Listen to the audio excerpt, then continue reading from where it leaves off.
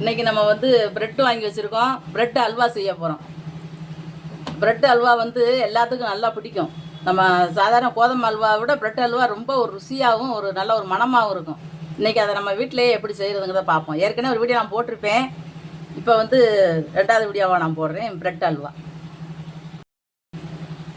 இப்போ நம்ம மிக்சி ஜாரில் வந்து இந்த ப்ரெட்டை வந்து நல்லா பிச்சு போட்டுக்கிடுவோம். ஏன்னா நம்ம இதை வந்து வறுத்து எண்ணெயிலே நம்ம நல்லா முறுமுறுன்னு ரஸ்க்கு மாதிரி வறுக்கலாம், அப்படின்னு செய்யலாம். நம்ம இப்படி இதுலையும் மிக்சியில் நம்ம தூள் பண்ணிக்கலாம். கொஞ்சம் கொஞ்சமாக போட்டு நம்ம அதை அடிச்சுக்கிடுவோம்.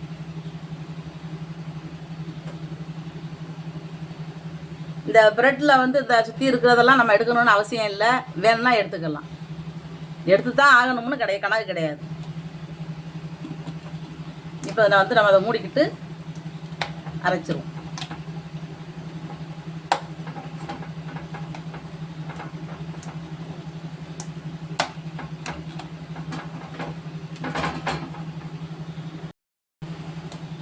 நம்ம வந்து ப்ரெட்டை நல்லா அடிச்சிட்டோம்.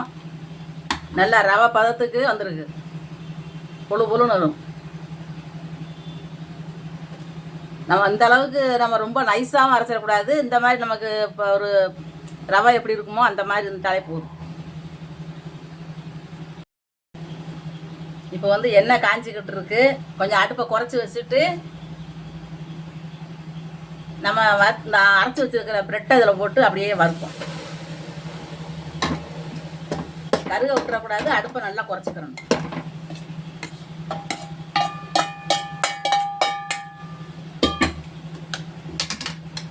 இது வந்து நல்லா ஒரு மணம் வர்ற அளவுக்கு வறுக்கணும். நம்ம நெய்யிலேயே இதை வறுத்தோம்னா ஒரு மாதிரி கருக ஆரம்பிச்சிடும். நம்ம எண்ணெய் வந்து மனம் இல்லாத எண்ணெயாக இருக்கணும். மனம் உள்ள எண்ணெய் ஊற்றினோம்னா அந்த அல்வா வந்து அந்த எண்ணெய் வாடை தான் வரும். இதை நல்லா ஒரு பொழுன்னு வறுத்து எடுத்துக்கிறோம். அடுப்பை குறைச்சி வச்சுக்கிட்டே தான் வறுக்கணும். அதிகமாக வச்சுட்டோம்னா கருகிடும். சீக்கிரத்தில் வறுபட முன்னாடியே கருகிடும். ஒரு பெரிய பாத்திரத்தில் வச்சு தான் நம்ம எப்பயுமே அல்வா கிண்டணும். சின்ன பாத்திரத்தில் வச்சோம்னா அல்வா கிண்டுறதுக்கு நமக்கு எசவு இருக்காது. நல்லா ஒரு நல்ல கம்மான்னு மணக்கும்.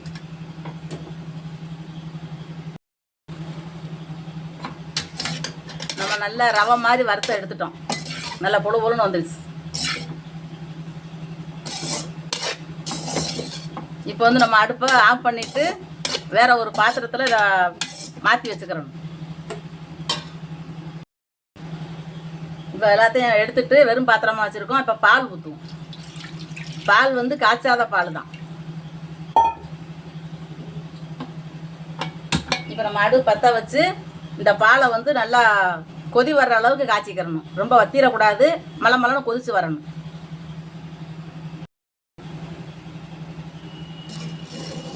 பால் வந்து நல்லா பொங்கி வருது. இன்னும் கொஞ்சம் நேரம் காயட்டும்.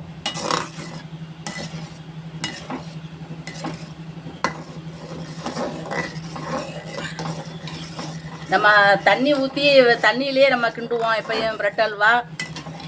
இன்னைக்கு கொஞ்சம் வித்தியாசமாக கிண்டுறேன். ஏன்னா நமக்கு பாலில் கிண்டும் போது இன்னும் கொஞ்சம் டேஸ்ட் அதிகமாகும். வேணும்னா பால்கோவாவும் போடலாம். நம்ம என்னென்ன போடுறோமோ போட அல்வா சூப்பராக இருக்கும். இப்போ கொஞ்சம் அடுப்பை குறைச்சி வச்சுக்கிடுவோம்.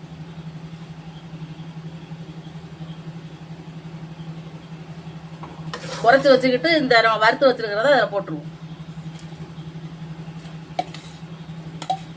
சீனி வந்து நம்ம பிறகுதான் போட போகிறோம். ஃபஸ்ட்டு வந்து இதை போட்டு கிண்டிக்கணும். பாலை பூரா ப்ரெட்டு உறிஞ்சிருச்சு.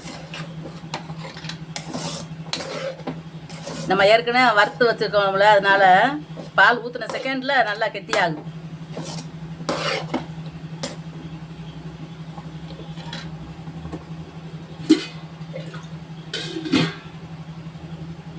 கொஞ்சம் தண்ணி ஊற்றிக்கணும். ஏன்னா காணலை. பூராவே நம்ம பால் ஊற்றணும் அப்படின்னா எப்படி 2 லிட்டர் பால் ஊற்றணும். கொஞ்சம் தண்ணியை ஊற்றிக்கிட்டு கிண்டிக்கிடுவோம். ஏற்கனவே நல்லா வெந்த ரவை தான், வெந்த ப்ரெட்டு தான். பாலும் நல்லா காய்ச்சினது. அதனால வந்து நமக்கு இதை ரொம்ப நேரம் வேகணும்னு அவசியம் இல்லை. நம்ம ஒரு கெட்டி பதம் வந்த உடனே பக்குவம் பார்த்து இறக்கிற வேண்டியது. இப்போ இது வந்து நம்ம கிண்டிக்கிட்டு இருக்கோம். இப்போ நம்ம சீனி போடுவோம்.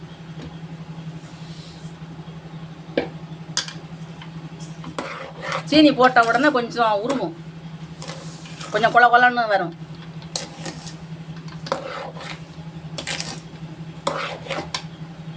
கொஞ்சம் அடுப்பு கொஞ்சம் கூட வச்சுக்கிறோம். அடுப்பு கம்மியாக இருக்கிறதுனால சீனி உருகுறது கொஞ்சம் லேட்டாகுது. நம்ம அதை கிண்ட கிண்ட கொஞ்சம் கொல கொலான்னு வந்துடும்.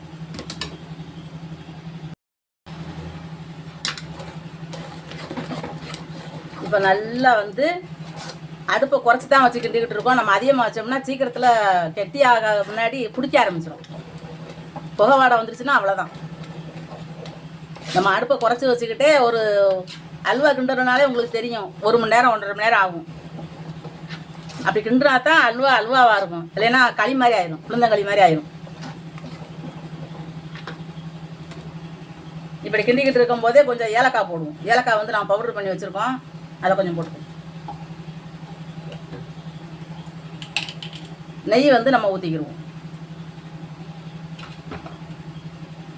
நமக்கு அல்வானாலே நெய் தான். நம்ம ஏற்கனவே எண்ணெயில் வந்து நம்ம ப்ரெட்டை முழுசாக போட்டும் வறுக்கலாம். அப்படி வறுத்தோம்னா நம்ம நிறையா வந்து நம்ம 1 லிட்டர் எண்ணெய்கிட்ட ஊற்றி தான் நம்ம ப்ரெட்டை வந்து வறுக்கணும்.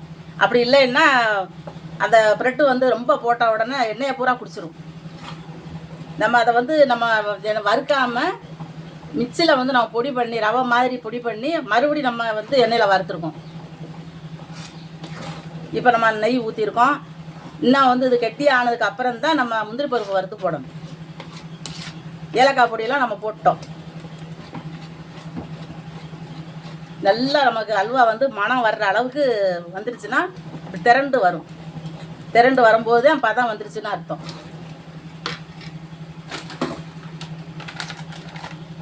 இப்போ கொஞ்சம் பால் மாவு போடுவோம். ஏன்னா இதில் வந்து நமக்கு பால்கோவா போட்டால் நல்லாயிருக்கும். இனிப்பு உள்ள பால்கோவானாலும் சரிதான், இனிப்பு இல்லாத பால்கோவானாலும் சரிதான். நம்ம இப்போ பால் மாவு போடுறது இன்னும் நல்லா ருசியாக இருக்கும்.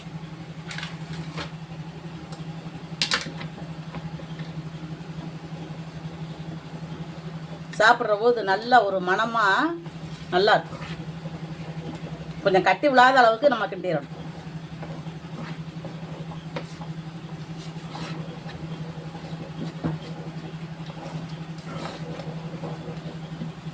இது வந்து தேன் கலரில் இருக்குது.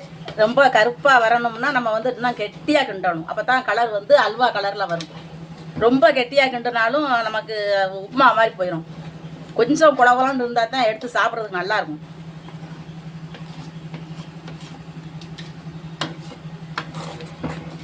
இப்போ நம்ம நல்லா கையை எடுக்காமல் கிண்டுவோம். பாத்திரத்தை அடுப்பில் வச்சுருக்கோம். இப்போ நெய்யை ஊற்றிக்கிறோம்.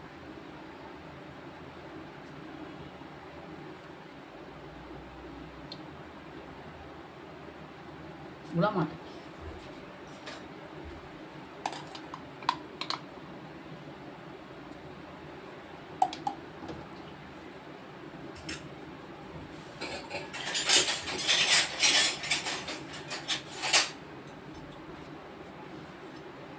நெய் வந்து நல்லாவே உருகணும். நெய் உருகினதுக்கு அப்புறம்தான் நம்ம முந்திரி பருப்பு போடணும். ஏன்னா முந்திரி பருப்பு வந்து சீக்கிரத்தில் அப்படியே ஒரு மாதிரி கருண மாதிரி வந்துடும் வேகாமல் இருந்துக்கிட்டே. இது நல்லா உரியிருச்சு அப்படின்னா நம்ம போட்ட உடனே அது வெந்துடும். முந்திரி பருப்பு வந்து நான் முழு பருப்பை உடச்சி வச்சுருக்கேன். 2 கீறி வச்சுருக்கேன். முழு பருப்பு நம்ம வாங்கும்போது நல்லா தரமான பருப்பாக ஃபஸ்ட்டு ரகமாக வாங்கணும். ஏன்னா இல்லைன்னா கலர் மாறி போயிருக்கும். சில இதில் வண்டு புழு இருக்கும். அந்த முந்திரி பருப்பு முழுசாக இருக்குல்ல, அதுலேயே புழு இருக்கும். நம்ம எல்லாம் உடச்சி பார்த்துக்கணும். இப்போ இதை வந்து நல்லா ஒரு என்ன சொல்கிறது, கொஞ்சம் கலர் மாறி வர்ற அளவுக்கு நம்ம அதை வறுத்துக்கிறோம். நம்ம முந்திரி பருப்பு வந்து அல்வாவுக்கு எவ்வளோ போடுறோமோ அந்த அளவுக்கு நல்லாயிருக்கும். முந்திரி பருப்பும் நெய்யும் தான் அல்வாவுக்கே நல்லாயிருக்கும். அது எந்த அல்வாவாக இருந்தாலும் சரிதான். இது கொஞ்சம் நல்லா வறுபடட்டும். இப்போ நெய்யில் வந்து முந்திரி பருப்பு நல்லா வறுத்துட்டோம். இந்த கலர் வந்தால் போதும்.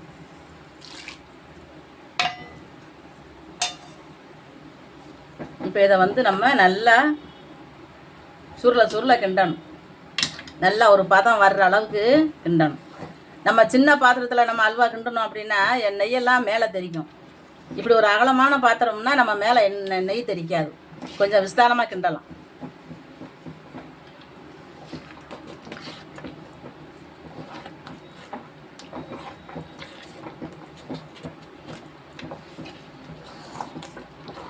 கையை எடுக்காமல் கிண்டணும், பாத்திரத்தில் ஒட்ட ஆரம்பிச்சிடும். ஏன்னா இப்போ வந்து பதம் வர்ற நேரம் ஆயிடுச்சு. கொஞ்சம் அடுப்பை கொஞ்சம் குறைச்சி வச்சுக்கிட்டு நம்ம கொஞ்சம் கிண்டிக்கிட்டே இருக்கணும். இருக்கிற நெய்யவும் நம்ம ஊற்றிடுவோம். அப்போ தான் நமக்கு அது வந்து நல்ல நெய் வந்து தெளிஞ்சு வரும்.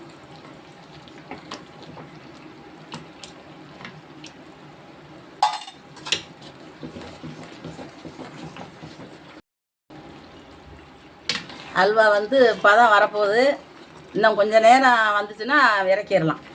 நல்லா எண்ணெய், இந்த நெய் நம்ம ஊற்றுன நெய் பூராமே இப்போ தான் அப்படியே வருது, அந்த அல்வா விட்டு வெளியில் வருது. பிடிக்காத அளவுக்கு நம்ம கிண்டிக்கிட்டே இருக்கிறோம். இப்போ எப்படி 1 மணி நேரத்துக்கு மேலே ஆயிடுச்சு.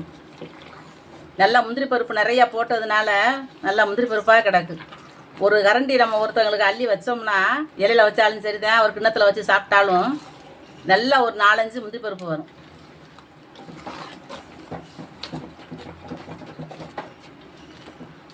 இன்னும் ஒரு 5 நிமிஷம் கிண்டிட்டு நம்ம அடுப்பை ஆஃப் பண்ணிட வேண்டியதான். பக்கத்தில் இருந்து கிண்டும் போது நமக்கு அடுப்பை ரொம்ப அதிகமாக வச்சிட்டோம்னா அந்த நெய் தெரித்து நம்ம மேலே விழுந்துரும். நம்ம நெய் வந்து ரொம்ப ஒரு இந்த அல்வா வந்து சூடாக இருக்கிறதுனால அப்படியே பொக்கலமாயிடும். கொஞ்சம் கவனமாகத்தே நம்ம தள்ளி நின்றுக்கிட்டே கிண்டணும். இந்த மாதிரி ஒரு மரக்கரண்டி வச்சு கிண்டுனா நல்லா எசவாக இருக்குது கிண்டுறதுக்கு. நம்ம சில்வர் கரண்டிலாம் வச்சு கிண்டோம்னா வளைஞ்சிரும். இந்த சூட்டுக்கு அதுக்கும் அந்த கரண்டி வந்து அப்படியே வளைவு கொடுத்துரும். இந்த மரக்கரண்டினா தான் நல்லா கிண்டுறதுக்கு வரும். இன்னும் ஒரு 5 நிமிஷம் கிண்டிக்கிட்டே இருப்போம். அப்புறமா அடுப்பு ஆஃப் பண்ணிடுவோம். அல்வா வந்து நம்ம அடுப்பு ஆஃப் பண்ணிட்டோம். இப்போ அல்வா வந்து நல்லா கெட்டியாக வந்துருச்சு.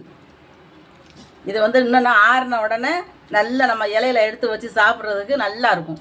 ஒரு ரொம்ப கட்டியாகவும் இல்லை, ஓரளவு நம்ம சாப்பிட்றதுக்கு எப்படி இருக்குமோ, நம்ம கடையில் வாங்கும்போது நம்ம கல்யாண வீட்டுகளில் எப்படி வைப்பாங்களோ அதே மாதிரிலே இருக்குது. அதே மணத்துலேயும் இருக்குது.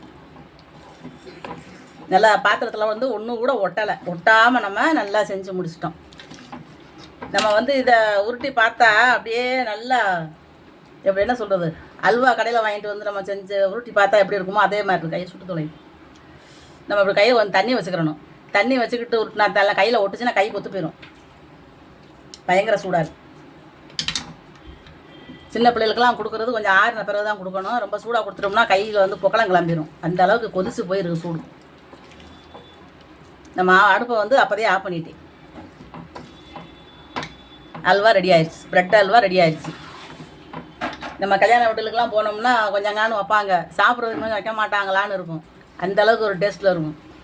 இந்த மாதிரி நீங்களும் வீட்டில் செஞ்சு சாப்பிட்டு பாருங்கள். ப்ரெட்டு வாங்கி நம்ம எண்ணெயில் வந்து அதை முழுசாக வறுக்கலாம். இல்லை 3 நாளாக வெட்டி போட்டு கூட எண்ணெய் ஊற்றி அதை வறுத்து எடுக்கலாம். எடுத்துட்டு அதுக்கப்புறம் நம்ம ஆற வச்சு பாலை காய்ச்சியோ இல்லை பச்சை தண்ணியிலையோ அதை போட்டு நம்ம எடுப்போம், கிண்டி விடுவோம். ஆனால் நான் வந்து பாலில் தான் செஞ்சுருக்கேன். பால் மாவும் போட்டிருக்கேன். வேணும்னா நமக்கு பால்கோவா இருந்தாலும் போடலாம். பால் மாவா அப்போ தேவையில்லை. பால்கோவா போட்டால் நல்ல ஒரு மணமாகவும் ருசியாகவும் இருக்குது. நம்ம எல்லாமே போட்டதுனால நெய்யும் நிறையா ஊற்றிருக்கோம், முந்திரி பருப்பு நிறையா போட்டிருக்கோம். நல்லா தரமாக இருக்குது. இந்த மாதிரி நீங்கள் செஞ்சு சாப்பிட்டு பாருங்கள். இந்த வீடியோ பிடிச்சிருந்துச்சுன்னா லைக் பண்ணுங்கள், ஷேர் பண்ணுங்கள், சப்ஸ்கிரைப் பண்ணுங்கள், பக்கத்தில் இருக்கிற பெல் பட்டன் அமைக்க விட்ருங்க.